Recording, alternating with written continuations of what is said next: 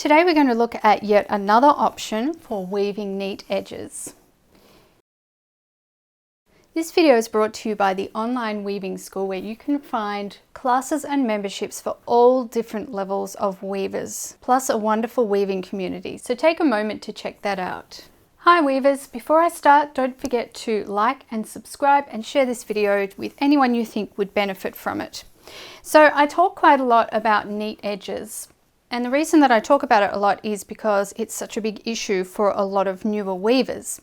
And while I don't think that it's necessary to obsess over how neat your edges are, I do think that it's nice to have that balance between wanting to have a neat straight edge, because it not only looks good, but it's also important for the integrity of your fabric. So today I'm going to just look at a really quick and easy way that you can try if you're having trouble getting those neat edges, that you can try this method and see if it works for you. Now, before I show you what it is, I just want to point out that I do have other videos on neat edges, and I'm going to put those in the description box down below. So first I'm going to show you what actually happens when you have warped your loom, and why one side may be really good with your edges and the other side may not. This is something that a lot of weavers find, is that they're happy with their edges on one side, but the other side they just can't get it right.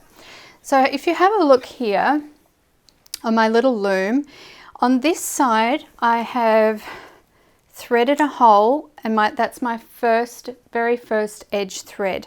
On the opposite side I've finished off with a slot thread, and that's because I threaded in even numbers, so an even number of ends, and because I started in the hole I ended in the slot. So let's have a look at how that actually affects your weaving and why it can be an issue.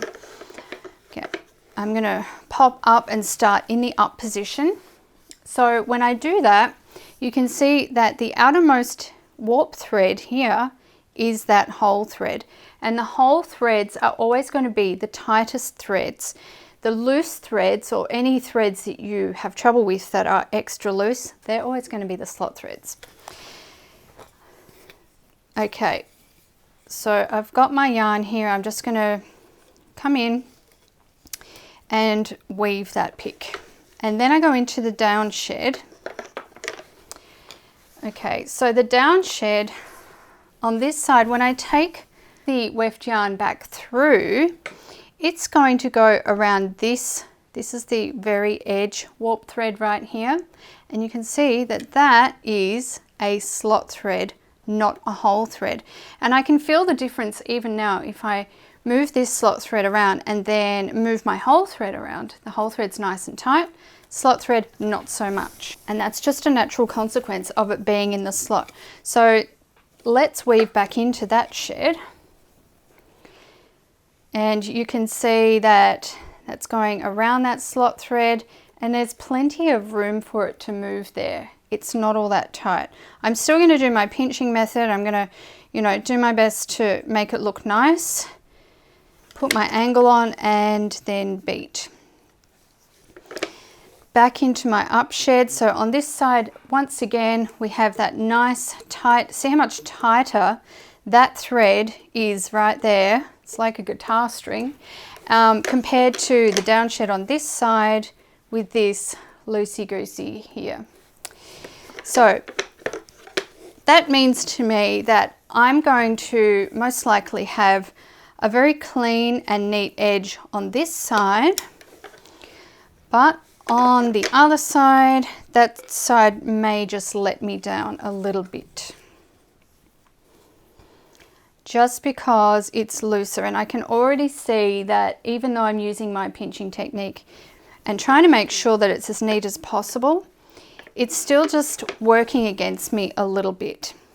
So what can we do about this? Well, there are other options. As I mentioned already, I have several videos and I'm linked to those down below. But there's one particular method that I want to show you that you may want to try. Now, before I show you that method, I want to point out as well that if you don't have good, consistent warp tension, now even though I was saying there's a difference between the slot threads and the hole threads, my tension across the actual piece is fairly consistent, right?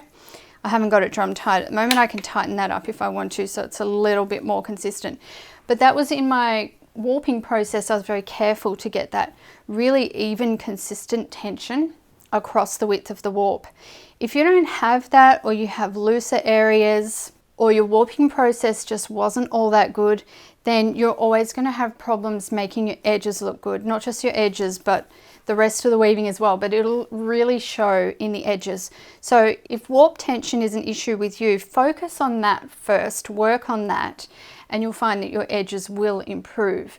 If you need help with warping your loom, going through all the steps and the tips and the techniques that I use, I recommend that you do my Woe to Go beginners course. This is my best-selling course, and it takes you through from absolute beginner rigid heddle weaver, and even if you're not an absolute beginner, I'm sure that you'll pick up a ton of tips in that course. I'll leave the link to that down below as well. But for now, let's use the magic of camera work to unweave this so that I can show you what the technique is. Okay, magically unwoven. The technique is in the threading. So as I mentioned before, I started by threading a hole on the left-hand side, and then by the time I got to the right-hand side, there was only a slot left for the last thread. Well, I'm actually going to eliminate that thread, which I can do just by loosening this off, undoing my simple surgeon's knot here, which is pretty easy to undo. And I'm going to grab that slot thread and just going to lift it out. And then I can just chuck it over the back of the loom unceremoniously, and I can retie.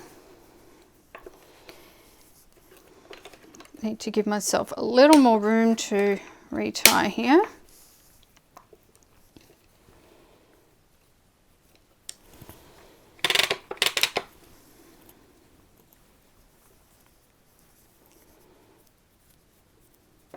Okay, done. Now I need to just try to get the same tension all the way across for all my little knots.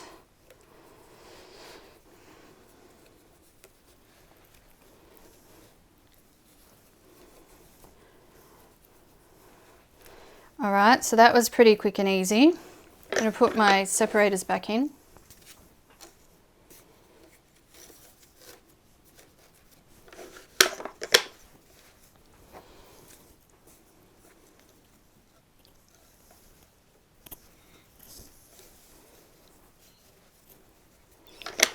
Beat those back into place.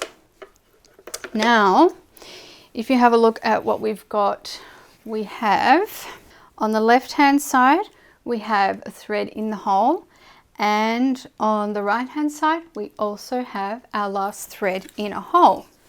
And yes, we've got this extra thread hanging off the back. Now, if you are bothered by a thread hanging off the back of your loom, you can just snip it so that it's shorter and keep snipping it as you advance your warp and that thread gets longer. And it's no longer in play, so it doesn't matter what happens to it. Okay, advance my warp a little bit so that we can see what we've got here. So this time, I'm again going into my up shed.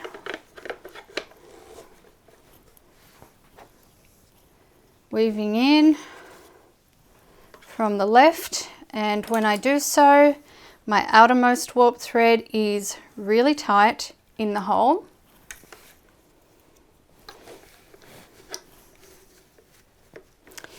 And then I go into the down shed, and what have we got here?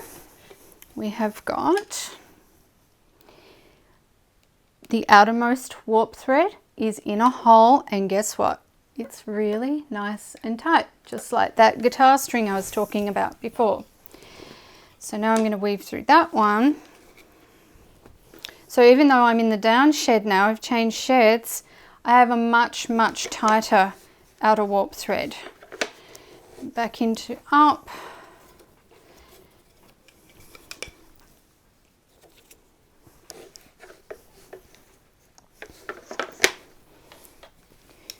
And we just carry on weaving as normal. But you will notice as you weave that your edges will be much more identical on either side. So instead of having a possibly more floppy, uneven edge on this side, it should be very much the same as the edge on this side, because those edge warp threads are now under very similar tension. So what do you think, weavers? That's a pretty easy solution, and I'm not saying it's going to fix all of your weaving woes, but give it a try and let me know what you think. And until next time, happy weaving!